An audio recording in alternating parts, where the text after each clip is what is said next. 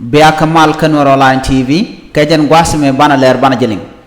bana roy linga kwi gat nuare tente chop ka Europe Kamal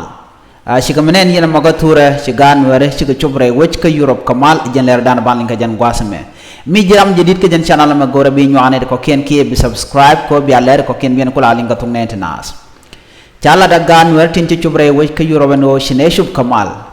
ka jen yen ka Libya ka shuga jare wini te baj ka shukan na ngok amene yer an dal nas ka je en yer ante ka Libya a yer mi je ko jante ka mang mala resnin yal ka mi che pen wi boda men jel ka nas la na chwa moye ko jen mang mo la we ne ka mitri chop karaw won yal ko dong mi che chu pen be chu mol pinre yer che ka laro chine ngok an yer mo Kamal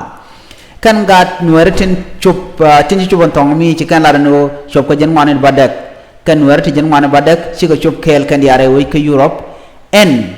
tama chala no siga chupon wini ka cikana lat banana ler kan taslo adien ler kan konyal cikan laro mitela mat kam ko kan ne kon werin kon en ciwo ere which ka kitin jere we ke Libya ko wuda ka Europe cine de chup gore unity ke gore mat kam nas ko to barik dial kon tin je ka ba kule nywa kel kan gan werti kan gan werin kon chup ke Europe gan weri chup ko jendang wan yu de badak na mo telwan di long ko telarek mi to ka ke chala do ka kor jong dara de pai we sha dol daro sha ga bar chala bo shi ko chup bare we ki Europe wini men de dien cha kon kula luek anasin kon te ka tente ka Europe ke ga Libya tin kon jen re we ki Libya tin ci won tong mi lat kenene ne